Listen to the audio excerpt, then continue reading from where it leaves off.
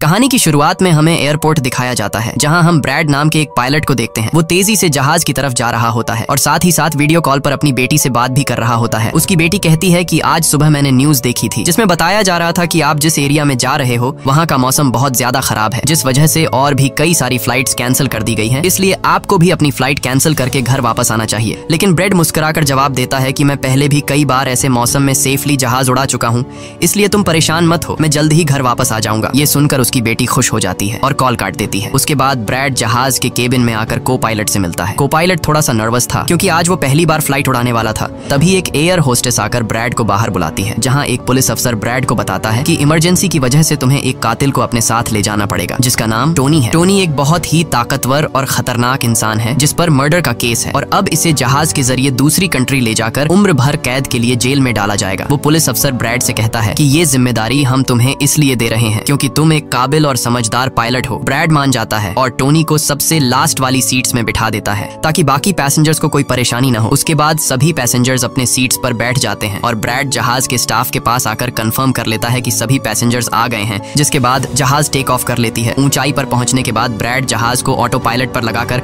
को पायलट के साथ अपनी फैमिली के बारे में बातें करने लगता है। ब्रैड को पायलट को मोबाइल में अपनी बेटी की फोटो दिखाता है और कहता है कि मैं अपनी बेटी से बहुत प्यार करता हूँ और हमारा इस दुनिया में एक दूसरे के अलावा और कोई भी नहीं है। दूसरी तरफ जहाज में बैठे पैसेंजर्स सफर को एंजॉय कर रहे होते हैं, लेकिन उन्हें पता नहीं था कि कुछ देर बाद उनके साथ बहुत ही बुरा होने वाला है। केबिन में बैठे दोनों पायलट्स भी खुश थे और जहाज भी नॉर्मल तरीके से फ्लाई कर रहा था, लेकिन तभी अचानक मौसम खराब हो गया और जहाज हल्के से झटके लेने लगा, जिस वजह से ब्रैड परेशान हो जाता है क्योंकि उसे कुछ ठीक नहीं लग रहा था। वो सभी मुसाफिरों को सीट बेल्ट बांधने के लिए अनाउंस करता है और रेडियो के जरिए वो कंट्रोल टावर से बात करने की कोशिश करता है, पर उसकी बात नहीं हो पाती क्योंकि मौसम खराब होने की वजह से यहाँ के सारे रेडियोज काम करना बंद कर देते हैं। तभी अचानक बिजली का तेज झटका प्लेन से आकर लगता है, जिस वजह से प्लेन जोर जोर से झटके लेने लगता है। ब्रैड पैसेंजर्स का हाल देखने के लिए केबिन से बाहर जाता है। पैसेंजर्स को देखकर ब्रैड को थोड़ा बहुत सुकून मिल जाता है क्योंकि सभी पैसेंजर्स सेफ थे, पर यहाँ अब धीरे धीरे लाइट बंद होती जा रही थी और तभी प्लेन को कई और झटके लगते हैं, जिससे ब्रैड का सिर सामने छत से टकराकर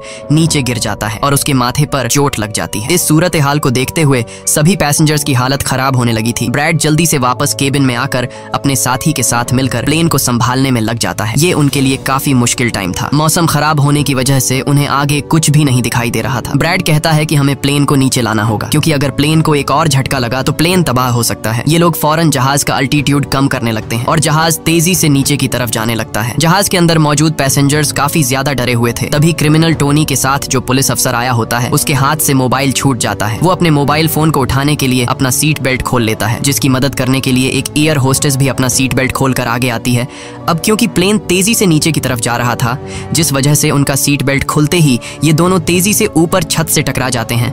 ये दोनों इतनी तेजी से छत से टकराते हैं कि उनकी तुरंत मौत हो जाती है। इतने में जहाज काफी कम अल्टीट्यूड पर आ जाता है और किसी तरह करके ये दोनों पायलट जहाज को कंट्रोल कर लेते हैं। लेकिन अब जहाज में ज्यादा पावर नहीं बची होती, इसलिए ब्रैड जहाज को एयरपोर्ट तक नहीं पहुंचा सकता था, जिस वजह से ब्रैड जहाज को नीचे लाकर समंदर में क्रैश लैंड करने का सोचता है। लेकिन तभी ये दोनों कुछ दूर एक आइलैंड देख लेते हैं, जिसके बाद ब्रैड जहाज की डायरेक्शन आइलैंड की तरफ कर लेता है और आइलैंड पर लैंड करने का फैसला करता है। कई मुश्किलों के बाद ब्रैड इस आइलैंड पर मौजूद एक रोड पर फाइनली इमरजेंसी लैंड कर लेता है। लकीली इस इमरजेंसी लैंडिंग में सभी पैसेंजर्स सही सलामत होते हैं और किसी को भी चोट नहीं आती। तभी जहाज में पीछे शॉर्ट सर्किट होता है, जिससे देखकर ब्रैड खुश हो जाता है क्योंकि जहाज में अभी भी थोड़ी बहुत बिजली बची हुई थी। सभी पैसेंजर्स के जहाज से उतरने के बाद एक एयर होस्टेस कैप्टन ब्रैड को बताती है कि क्रिमिनल टोनी को ले जाने वाला पुलिस अफसर मारा गया है और एक एयर होस्टेस भी मारी गई है। ये सुनकर ब्रैड बहुत ज्यादा मायूस हो जाता है। दूसरी तरफ एयरलाइन कंपनी का मालिक देखता है कि उसका एक जहाज अचानक गायब हो गया है क्योंकि उसने प्लेन को लैंड होते हुए नहीं देखा था और काफी देर से रेडियो खराब होने की वजह से उसका पायलट से कांटेक्ट भी नहीं हो पा रहा था। इसीलिए वो एयरलाइन कंपनी का मालिक स्कार्सडेल नाम के एक रेस्क्यू एक्सपर्ट को बुलाता है, जो ऐसे लोगों को ढूंढने का काम करता है जो मुश्किल में कहीं फंसे हुए होते हैं। एयरलाइन कंपनी का मालिक उसे कहता है कि मुझे मेरे प्लेन्स की सारी डिटेल्स चाहिए, जैसे वो कहाँ गया, उसके वर्कर्स और सभी पैसेंजर्स कहाँ हैं। जिसके बाद रेस्क्यू एक्सपर्ट अपने काम पर लग जाता है। दूसरी तरफ सारे पैसेंजर्स इस सोच में थे कि हम यहाँ क्यों उतरे हैं। ब्रैड सभी पैसेंजर्स को इकट्ठा करके समझाता है कि इमरजेंसी की वजह से हमें यहाँ उतरना पड़ा। प्लेन में अभी भी थोड़ी बहुत बिजली मौजूद है, जिसे हम बाकी चीजों को ठीक कर लेंगे। तब तक आप लोग यहाँ आराम से रहें और आप लोग घबराइएगा नहीं, बहुत जल्द हम यहाँ से निकल जाएंगे। जिसके बाद ब्रैड प्लेन के पास आकर उसे ठीक करने में लग जाता है, पर वो देखता है कि जहाज में पावर काफी कम है, इसलिए उन्हें मदद का इंतजार करना होगा। ये लोग मैप निकालकर खुद ही अपनी लोकेशन देखने लगते हैं ताकि उन्हें पता चल सके कि आखिर ये लोग किस जगह पर हैं। ब्रेड का साथी को पायलट नक्शा देखकर बताता है कि हम एक प्राइवेट आइलैंड पर फंसे हुए हैं। ये जगह बहुत ही खतरनाक है। यहाँ पर ऐसे लोग हैं जो किसी सरकार या गवर्नमेंट की बात नहीं मानते। अगर इन लोगों ने हमें पकड़ लिया तो हमारी जान खतरे में पड़ सकती है और हमारी गवर्नमेंट भी हमें नहीं बचा पाएगी। ये सुनकर ब्रैड कहता है कि अब कहीं से भी करके हमें अपनी रेस्क्यू टीम को यहाँ पर बुलाना ही होगा ताकि वो आकर हम सबको बचा ले, क्योंकि यही एक रास्ता है यहाँ से निकलने का। जिसके बाद ये दोनों मदद बुलाने के लिए रेडियो ठीक करने लगते हैं, लेकिन आसमानी बिजली के टकराने से रेडियो बिल्कुल खराब हो चुका था। अब ब्रैड सभी पैसेंजर्स के पास आकर उन्हें बताता है कि किसी खराबी की वजह से रेडियो काम नहीं कर रहा, लेकिन आप सब परेशान मत हो। ब्रैड उन्हें तसल्ली देता है कि हम आइलैंड के दूसरी साइड पर जाकर रेडियो को ढूंढेंगे और कंट्रोल टावर को अपनी लोकेशन बताकर रेस्क्यू टीम को यहाँ पर भेजने के लिए कहेंगे, जो आकर आप सब लोगों को बचा लेंगे। और यहाँ ब्रैड एक बहुत बड़ा कदम उठाता है। वो कहता है कि मेरे साथ टोनी जाएगा। ये कहकर वो टोनी की हथकड़ी खोल देता है। यहाँ ब्रैड जहाज के को-पायलट से कहता है कि तुम जहाज की पावर को रिपेयर करने के काम पर लग जाओ। मैं जल्द ही किसी भी कॉन्टैक्ट के जरिए रेस्क्यू टीम को यहाँ तक लाने की कोशिश करूंगा। जिसके बाद टोनी और ब्रैड रेडियो ढूंढने के लिए जंगल की तरफ निकल पड़ते हैं। रास्ते में टोनी ब्रैड को उस पर भरोसा करने के लिए थैंक्स कहता है। अब हम इस आइलैंड पर रहने वाले आतंकवादी ग्रुप को देखते हैं, जिनके पास एक आदमी दौड़ कर आता है और वो आदमी उस ग्रुप के लीडर को बताता है कि यहाँ आइलैंड पर एक प्लेन आकर रुका है इमरजेंसी की वजह से और उसके अंदर बहुत सारे लोग हैं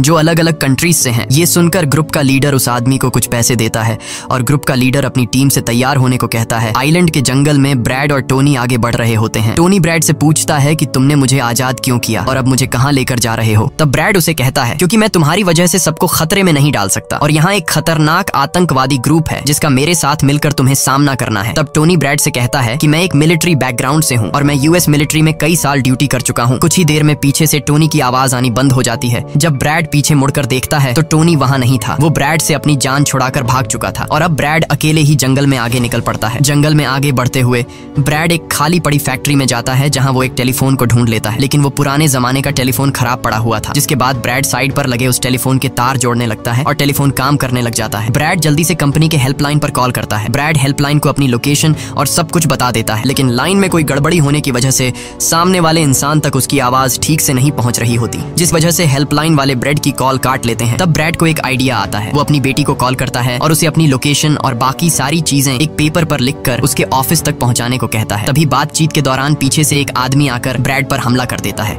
लेकिन ब्रैड उसे काफी मुश्किल से काबू कर लेता है और उस आदमी को मार मार कर बेहोश कर देता है। तभी ब्रैड को महसूस होता है कि एक और आदमी इस कमरे में आ रहा है, इसीलिए जल्दी से वो छिप जाता है। पर वो आदमी कोई और नहीं बल्कि टोनी था, जिसने बहुत सारे गुंडों को मारकर उनके हथियार ले लिए थे। और वो ब्रैड को आवाज देता है कि डरो मत, बाहर निकलो। फिर जब ब्रैड सामने आता है तो टोनी ब्रैड को एक बंदूक पकड़ा देता है उसकी हिफाजत के लिए। उसके बाद ये दोनों जब फैक्ट्री के नीचे वाले फ्लोर में आते हैं तो यहाँ उन्हें एक कैमरा मिलता है, कैमरा की रिकॉर्डिंग और वहाँ पड़े पासपोर्ट से इन्हें पता चलता है कि इस आइलैंड पर रहने वाले आतंकवादी लोगों को किडनैप करके उनकी फैमिली से काफी बड़ी रकम की डिमांड करते हैं। और जब किडनैप किए हुए बंदे की फैमिली की तरफ से उन्हें पैसे मिल भी जाते हैं तब भी ये लोग उसे छोड़ने के बजाय मार देते हैं। ये देखकर ब्रैड समझ जाता है कि हमारे पैसेंजर्स भी खतरे में हैं। जिसके बाद ये दोनों बाहर निकलते हैं और सामने उन्हें एक गाड़ी दिखाई देती है। ये गाड़ी उस आतंकवादी की थी जो कुछ देर पहले ब्रैड के हाथों मारा गया। अब ये दोनों बाहर खड़ी गाड़ी में बैठ जाते हैं और अपने पैसेंजर्स की तरफ जाने लगते हैं। उधर सभी पैसेंजर्स ब्रैड के इंतजार में बैठे हुए होते हैं कि ब्रैड जल्द ही उनके लिए मदद लेकर आ जाएगा। तभी उन्हें किसी गाड़ी की आवाज आती है। गाड़ी की आवाज सुनकर ये लोग खुश हो जाते हैं और ये लोग समझते हैं कि ब्रैड उनके लिए रेस्क्यू टीम बुला लिया है। लेकिन ये रेस्क्यू टीम नहीं बल्कि इस आइलैंड पर रहने वाले आतंकवादी थे। वो लोग गोलियां चलाकर सभी पैसेंजर्स को डराने लगते हैं। उन गोलियों की आवाज ब्रैड और टोनी ने भी सुन ली थी। जिसके बाद ये लोग कार की स्पीड बढ़ाकर जल्दी से प्लेन तक पहुंचने की कोशिश करते हैं। आतंकवादी ग्रुप का लीडर एयर होस्टेस से सभी यात्रियों की लिस्ट मांगता है। डर के मारे जल्दी से एयर होस्टेस उसे लिस्ट ला कर दे देती है। फिर गैंग का एक आदमी को पायलट से पूछता है कि तुम्हारा सीनियर पायलट कहाँ पर है, जिस पर को पायलट बताता है कि किसी काम से वो जंगल में गया था पर अभी तक वापस नहीं आया। तभी वहाँ पर ब्रैड और टोनी भी पहुंच जाते हैं, लेकिन ये दोनों चुपके से दूर से इन लोगों को देख रहे होते हैं। इसी दौरान एक औरत वहाँ से भागने की कोशिश करती है पर वो लोग गोली चलाकर उसे मार देते हैं। ये देखकर ब्रैड उनकी मदद करने के लिए जाता है पर टोनी उसे रोक लेता है और टोनी कहता है कि तुम शांत रहो, अभी जाना ठीक नहीं। गैंग का लीडर सभी पैसेंजर्स को एक बस में बैठा लेता है और गैंग का लीडर अपने दो साथियों को वहीं छोड़कर उनसे कहता है कि जाओ, जहाज के अंदर जो भी कीमती सामान है उसे ले आओ। जिसके बाद ये लोग सभी पैसेंजर्स को अपने अड्डे पर ले जाने लगते हैं। गैंग के जाने के बाद ब्रैड टोनी पर गुस्सा करने लगता है कि वो लोग हमारे पैसेंजर्स को ले गए और तुमने मुझे जाने ही नहीं दिया। जिस पर टोनी उसे समझाता है कि वो लोग काफी ज्यादा थे, अगर तुम चले भी जाते तो इतनी बड़ी आर्मी से अकेले नहीं लड़ पाते। अब ये दोनों प्लेन प्लेन की तरफ बढ़ने लगते हैं और उन दोनों गुंडों को पकड़ लेते हैं जो प्लेन से कीमती सामान चुरा रहे थे। ब्रेड गन पॉइंट पर उनसे पूछता है कि तुम्हारा लीडर पैसेंजर्स को कहां पर लेकर गया होगा, जिस पर वो बताता है कि यहाँ से कुछ दूर हमारा एक अड्डा है और वो सब वहीं गए होंगे। दूसरी तरफ ब्रेड की बेटी रेस्क्यू एक्सपर्ट के पास ब्रेड का लिखवाया हुआ पेपर दे देती है जिस पर प्लेन का लोकेशन और सारी जानकारी लिखी गई होती है। रेस्क्यू एक्सपर्ट सैटेलाइट की मदद से प्लेन की लोकेशन का पता लगा लेता है। उन्हें पता चल जाता है कि प्लेन एक आइलैंड पर फंसा हुआ है और उन्हें ये भी पता चल जाता है कि इस आइलैंड पर एक खतरनाक आतंकवादी ग्रुप है। इसके बाद वो रेस्क्यू ऑफिसर अपनी एक प्राइवेट आर्मी के कैप्टन को कॉल करता है और उसे ये सारी सिचुएशन समझाकर उस आइलैंड पर जाने को कहता है। प्राइवेट आर्मी का कैप्टन मान जाता है और अपने साथियों के साथ एक पैसों का भरा हुआ बैग और कई सारे वेपन्स के बैग गाड़ी में लोड करके उस आइलैंड पर जाने के लिए रेडी हो जाते हैं। दूसरी तरफ ब्रेड देखता है कि उन आतंकवादियों के ले जाने से पहले जहाज के को पायलट ने जहाज का पावर सिस्टम रिपेयर कर लिया था और ब्रेड देखता है कि जहाज में पावर वापस आ गई है, जिसे देखकर वो बहुत खुश हो जाता है। अब ब्रेड आने वाले प्राइवेट आर्मी टीम के लिए अपनी यूनिफॉर्म पर एक मैसेज लिखकर छोड़ देता है और टोनी के साथ उस जगह पर निकल पड़ता है जहां गैंग वाले प्लेन के सभी पैसेंजर्स ले गए थे। जंगल के रास्ते से होते हुए ये दोनों उन आतंकवादियों के अड्डे पर पहुंच जाते हैं और ये दोनों गाड़ी से निकलकर चुपके से उस जगह में घुस जाते हैं जहां वो सारे गुंडे पैसेंजर्स को डराकर उनकी वीडियोस बना रहे थे ताकि ये वीडियोस इनकी फैमिली को भेजकर उनसे पैसे वसूल सकें। दूसरी तरफ रेस्क्यू एक्सपर्ट की तरफ से भेजी गई प्राइवेट टीम भी प्लेन के पास पहुंच जाती है, पर उन्हें वहां जब कोई नहीं मिलता तो टीम का लीडर प्लेन के अंदर जाकर चेक करता है जहां उन्हें 2 लोगों की लाशें मिलती हैं। ये वो 2 लोग थे जिन्हें गैंग के लीडर ने प्लेन में से सारा कीमती सामान चुराने का कहा था, लेकिन ब्रेड ने उन दोनों को मार दिया। प्राइवेट टीम के कैप्टन को ब्रेड का छोड़ा हुआ मैसेज भी मिलता है जो उस आतंकवादी गैंग के अड्डे तक आने का रास्ता था। आतंकवादियों के अड्डे पर टोनी और ब्रेड चुपके से उन पर नजर रखे हुए थे और जैसे ही उन्हें मौका मिलता है ये दोनों चुपके से पीछे से आकर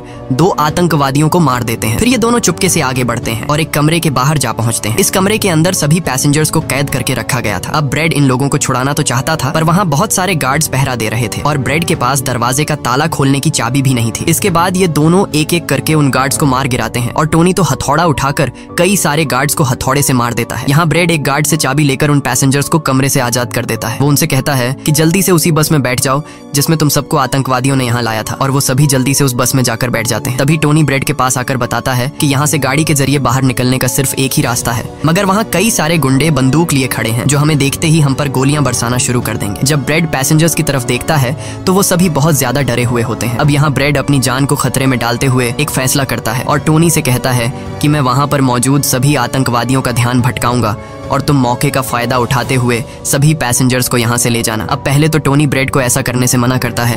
वो कहता है कि ऐसा करने से वो लोग तुम्हें मार देंगे, लेकिन ब्रेड कहता है कि इसके अलावा हमारे पास और कोई दूसरा रास्ता नहीं है। ये सुनकर टोनी मान जाता है। ब्रेड वहाँ से निकलकर आतंकवादियों के पास आता है। वहाँ ब्रेड गैंग के लीडर से बात करता है कि मैंने हेल्प के लिए इन्फॉर्म कर दिया है, जल्द ही यहाँ पर रेस्क्यू टीम आ जाएगी, इसलिए सभी पैसेंजर्स को यहाँ से जाने दो। ये सुनकर सभी गैंग वाले ब्रेड पर हंस पड़ते हैं और ब्रेड को पीटने लग जाते हैं। गैंग का हेड कहता है कि ऐसे कैसे छोड़ दूं, पैसों के बिना मैं किसी को नहीं छोड़ता। और अब जैसे ही ये लोग ब्रेड को मारने वाले होते हैं तभी वहां पर प्राइवेट रेस्क्यू टीम पहुंचकर आतंकवादियों पर हमला कर देती है और काफी देर तक गोलीबारी करने के बाद गैंग के कई सारे लोगों को मारकर वो ब्रेड को छुड़ा लेते हैं और ब्रेड को बस में उठाकर यहाँ से निकल जाते हैं। यहाँ गैंग का लीडर देखता है कि उसके कई सारे साथियों के साथ उसका छोटा भाई भी मारा गया। ये देखकर वो बहुत ज्यादा गुस्सा हो जाता है और कसम उठाकर कहता है कि वो इन लोगों में से एक को भी नहीं छोड़ेगा और सभी को चुन चुन कर मारेगा। इसके बाद वो अपनी टीम से कहता है कि जल्दी से तैयारी कर लो, हम जल्द ही इन लोगों को मारने के लिए निकलेंगे। बस में प्राइवेट टीम का कैप्टन सभी को बताता है कि हम बस 5 लोगों की छोटी सी एक प्राइवेट टीम है जो बस तुम्हें यहाँ बचाने के मिशन पर आए हैं और हम कोई रेस्क्यू टीम नहीं है। रेस्क्यू टीम को यहाँ आने में कुछ टाइम और लगेगा। ये सुनकर ब्रेड घबरा जाता है और कहता है कि हमारे पास टाइम नहीं है क्योंकि गैंग वाले जल्द ही हमारे पीछे आएंगे और हमें देखते ही मार डालेंगे। पर मेरे पास एक आइडिया है। जहाज के पास पहुंचते ही ब्रेड सभी पैसेंजर्स से कहता है कि जहाज में पावर वापस आ चुकी है, यानी अब जहाज स्टार्ट हो जाएगा और हम लोग फौरन यहाँ से निकल जाएंगे, इसलिए आप सब लोग जल्दी से जहाज में बैठ जाओ क्योंकि हम रेस्क्यू टीम का इंतजार नहीं कर सकते। उन्हें यहाँ आने में वक्त लगेगा और अगर हम यहाँ रुके